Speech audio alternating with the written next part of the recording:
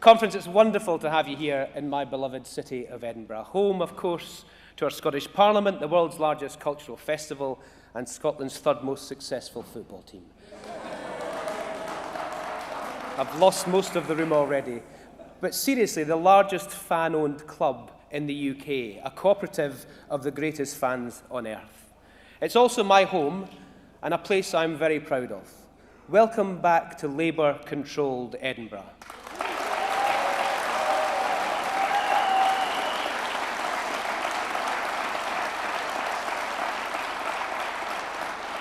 But Conference, as Anas mentioned yesterday, it's also a city grieving. Yesterday was the funeral of firefighter Barry Martin, who died fighting the Jenner's fire just a few streets away from here.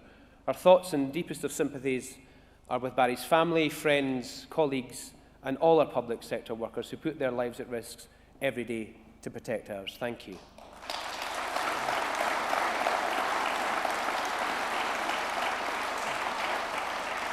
Conference, when I spoke this time last year in the other place, 40 miles west, Boris Johnson was Prime Minister and Partygate was just taking hold. Rishi Sunak was Chancellor.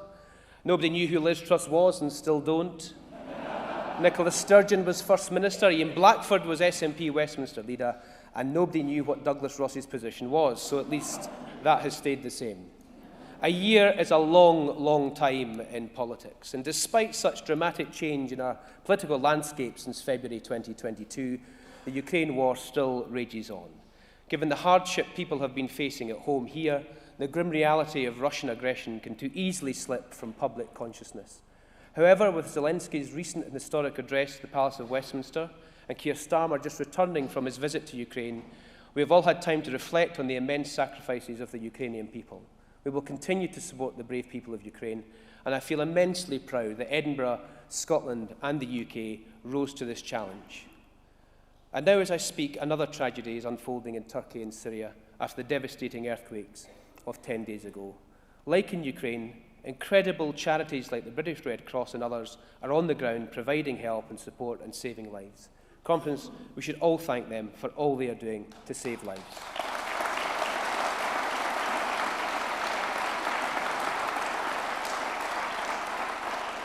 Friends, let's rewind to last year. I said that we were at the most exciting of times for Scottish Labour, and we are. That was true then, but my goodness, how things have changed over the last year, over the last few months, and even over the last week. And what a week it has been. Picture the scene. She arrived in the arena sporting a red jacket and rattled through some of her greatest hits of the last 8 years. Who else really enjoyed Rihanna's Super Bowl performance?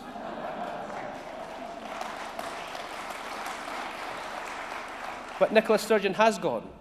We're still not 100% sure why, but she has. There's been a lot of talk over the last few days about her legacy. She has, after all, had the levers of power at a senior level in government for a decade and a half. For that service to our country, she deserves recognition and thanks. But I'll tell you what her legacy is to my constituents. 1 in 7 people on an NHS waiting list. GP surgeries full to the brim and no places for residents. The economy struggling. And a generation of kids missing out on education. For all her failures, all her bluff and bluster, it's the last one about education that angers me the most. She went to my old school, Wester Hailes Education Centre, Scotland's first community high school, in one of the most deprived communities in Scotland, where you were statistically more likely to end up in jail than Parliament, to proclaim that closing the attainment gap would be her defining mission. On that, she has failed. And she has failed my former teachers and all those that came before and since. The teachers that inspired and taught me, who gave me the opportunities that mean that I am here today. The teachers that transform life chances. But that's not the worst part. Yes, she failed in her mission miserably, but I'm not sure she even really tried. That would be the mark of her government. They'd make announcements to great fanfare and aplomb, emblazon their new initiatives across all the front pages, dominate our TV screens and airways with policies they claim will transform lives, and then deliver little or nothing, and worse still, not even try. A dreadful record in government, with delivery paralysed by their obsession with independence. There are, of course, some people disappointed at Nicola Sturgeon's resignation, but there's no one more disappointed than Douglas Ross himself. Nicola Sturgeon's relentless focus on independence has divided this country, but so have the Tories, who have facilitated and encouraged the constitutional debate at every turn, because they knew the only way they can win is to profit from division, to run an election campaign in 2024 on the basis of how people voted a decade earlier. And frankly, that shouldn't surprise. What else could they run it on? The record on the economy. Vote for us and you'll get higher interest rates, unaffordable mortgages in the recession. The record of stability. Vote for us and you'll get 3 prime ministers a year for life. Or the record on defending the union. The UK's standing diminished in the world and the government's reputation in tatters. Conference, I don't think so. Although Douglas Ross himself may be £50 richer after betting on Sturgeon's resignation, his party is totally and utterly morally bankrupt.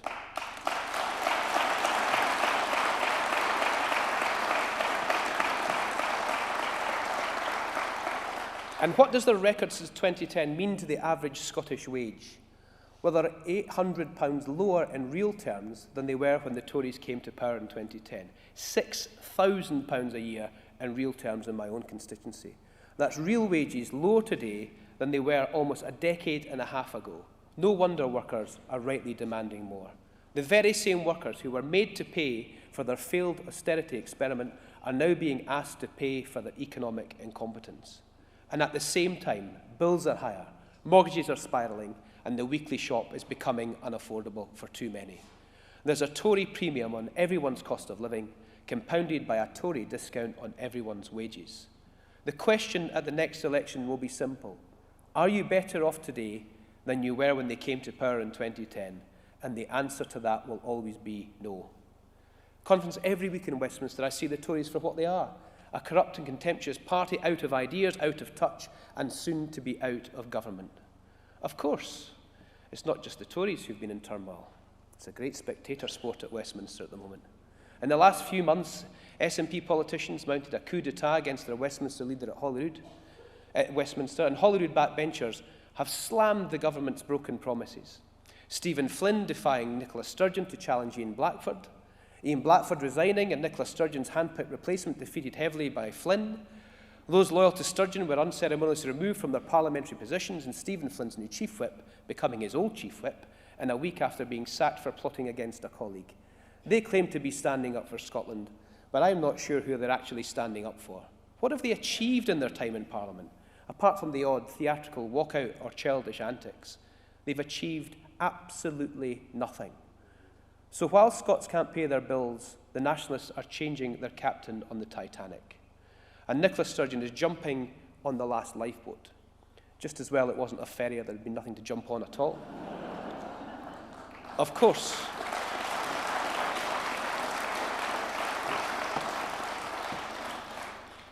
the departure of the First Minister marks the end of an era. And just like Alex Salmond before, she's become synonymous with the Scottish National Party. But quite unlike her predecessor, she has not lined up an obvious successor. So now, in the middle of a crisis, when Scots are struggling, the SNP is going to turn in on itself even further. For the next 6 weeks, the Scottish Government is going to be completely paralysed. Scotland's ministers, from the Finance Secretary to the Health Secretary, will be trying to outdo each other on who can be the most extreme on independence while bills and waiting times surge. They're going to debate the finer points of a de facto referendum while their constituents worry about the next bill arriving on the doormat. And they'll be arguing about the legacy of Nicola Sturgeon when what Scotland needs is not inward navel-gazing, but a relentless focus on the future of our great nation. So who's likely to be the successor? Or the Bertie votes of the SNP, perhaps? As a constituency MP, I'm particularly familiar with many of the contenders. In Edinburgh, the much-loved Gorgie City Farm is closing, the King's Theatre is under threat, and the Film House is already gone. And what do all these three cultural institutions have in common? They're all in the constituency of the Cultural Secretary himself. It seems Air Miles Angus is too busy swigging back champagne, launching Scottish embassies in foreign capitals to help, at your expense.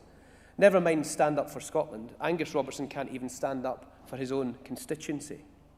Kate Forbes, the Finance Secretary, was briefing last weekend's newspapers about her leadership ambitions.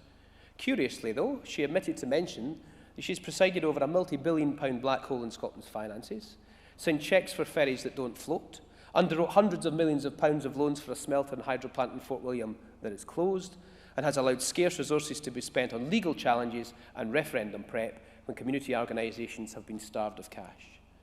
Humza Yousaf, the Health Secretary, said he would stand, much to the hilarity of Jackie Bailey. That'll be news to the nurses who are having to strike for decent pay and conditions, or to patients like 750,000 other Scots are languishing on NHS waiting lists, or to my constituents who have no access to a GP practice. The worst health secretary of the devolution era, presiding over the worst crisis in our NHS, now wants the keys to Butte House. So it's no wonder opinion polling shows, despite 15 years in government, not a single SNP minister can crack 10% of the public thinking they should get the top job, because Scots are fed up with their priorities taking a back seat. But as the people of Scotland are increasingly agreeing, there's a credible alternative. You'd expect me to say that. And whoever finds themselves in the ill-fated position of being Nicola Sturgeon's successor should be prepared to have a nass sour breathing down their neck at every turn.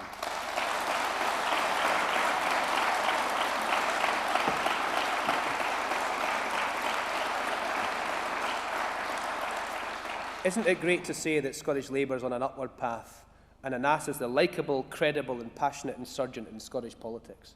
And what a speech yesterday, filled with policies directly addressing the priorities of the Scottish people. In yesterday's speech, Anas rightly thanked the teams and the trade unions that have helped him transform the party. But Anas, you deserve huge thanks for what you have done.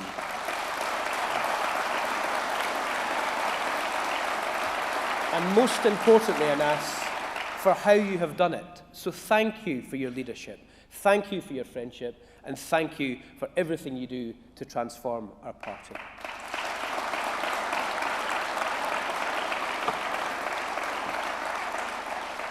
But conference, this mic is live, so let me whisper a secret. Jackie's the real boss. Conference, Labour stands ready to deliver the change that Scotland needs with fresh ideas and a new passion for our country. Ready to create a Scotland that is so much more than the divisive arguments about the Constitution. With good quality jobs, public services that have the funding to serve the public, with poverty reducing and homelessness eradicated as it was under the last Labour government.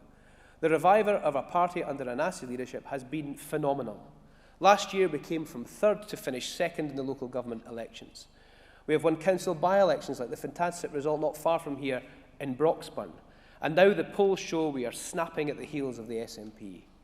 I can tell you that even before this week's events, and even before this week's polls, SNP MPs were terrified. They know they're on a borrowed time because they've nothing to offer but opposition, whereas we can offer a Labour government, and that is their worst nightmare.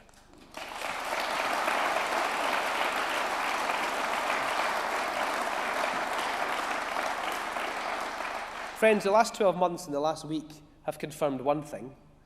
The Tories and the SNP have lost the next election. It is now up to us to grab the opportunity and win it. Across the UK, Labour is in a position of strength. We take nothing for granted, and we still have a lot of work to do. But just look at the queue of world leaders looking to meet Keir Starmer. They know that he's the Prime Minister in waiting, and what a Prime Minister he will be. The very first thing he will do is restore decency and proper standards to public life. As a lawyer, he prosecuted MPs who fiddled their expenses. As our leader, he is prosecuting the Tories' shameful record in government. Millions spent during COVID on useless PPE, while pals of the Tories pocketed the cash.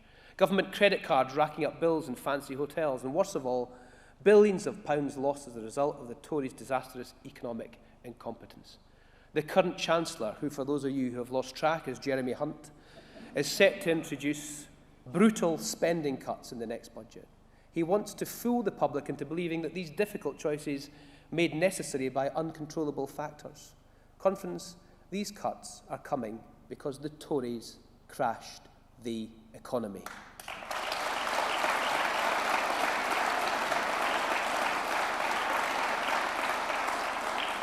This is a crisis they created in Downing Street, and it's being paid for by working people.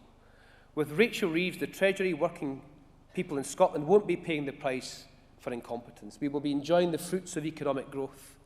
At UK conference in Liverpool, the Shadow Chancellor announced the next Labour government will fund the Scottish Acorn carbon capture and storage project. That's a multi-billion-pound investment in the future of our nation. World-leading research and technology, creating the jobs of the future. It's the very definition of a jobs-first transition. Overlooked by the SNP, who would rather foster grievance, but set to be delivered by the next Labour government.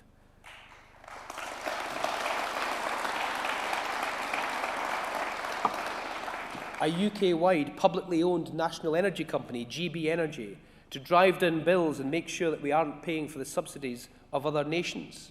Announced by the SNP to much applause 6 years ago and now abandoned, but set to be delivered by the next UK Labour government. A complete overhaul of Britain's constitution. Sorry, George. Abolishing the House of Lords. Economic levers at the disposal of local people and powers out of Holyrood and into local council chambers. Constitutional change for every nation and every region of Britain set to be delivered by the next UK Labour government. Conference, when Donald Dewar was Secretary of State for Scotland, he ran a Scotland office that knew its job was to deliver for Scotland at Westminster. It created the Scottish Parliament. More than 2 decades on, the Scotland office is a shell of its former self. No longer is it Scotland's voice in the UK. It now functions as a conduit between the Treasury and the government's legal fees. The Secretary of State for Scotland is more interested in using his position to challenge legislation and take it to court than actually deliver anything. Under my leadership in the Scotland Office, that will change. The Scotland Office must be Scotland's strong voice around the Cabinet table, as it is currently around the shadow Cabinet table. But it should also function as Scotland's shop window to the world. We have so much to offer. Cultural capital unlike anywhere else. We are home to the world's largest international arts festivals, the setting for world-famous franchises like Harry Potter or Outlander, and spectacular scenery that draws the world to our shores. We produce global products like Scotch whisky, tartan and salmon. We create some of the world's best video games. We innovate, and we have some of the very best universities on earth. What has the Scottish Secretary been doing to promote these abroad? When was the last time he led a trade mission of Scottish businesses and entrepreneurs? The last time he facilitated international cooperation with Scottish academics? By turning the Scotland Office into a bystander, the Tories aren't just failing Scotland in the UK, they're failing Scotland in the world. But as your Secretary of State for Scotland, I will work day and night to promote our great nation to every corner of the planet and make sure the Scotland Office is the beating heart of Westminster.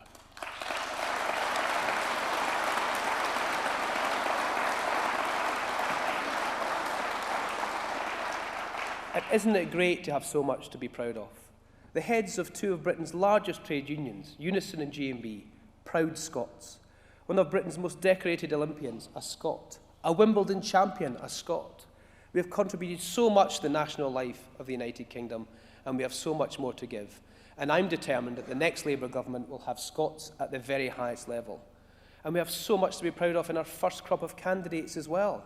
A director of an international children's charity, a surgeon in our National Health Service, a university professor and former cabinet minister, our very own Gordon McKee, one of Scotland's most respected journalists, and what a fight Torquil Crichton will give Angus MacNeil.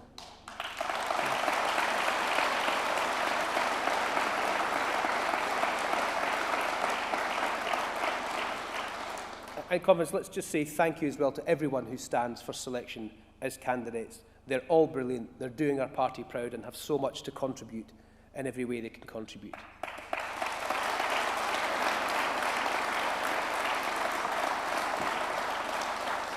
But more than that, Conference, they will make great constituency MPs delivering for their constituents from the government benches.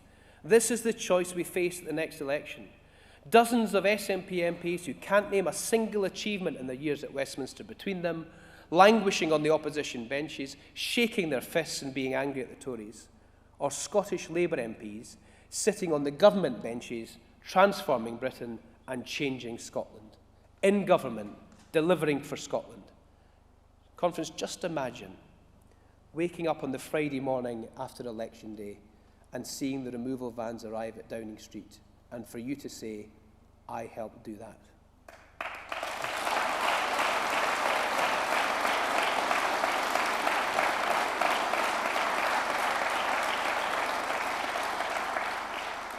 Conference, change is coming.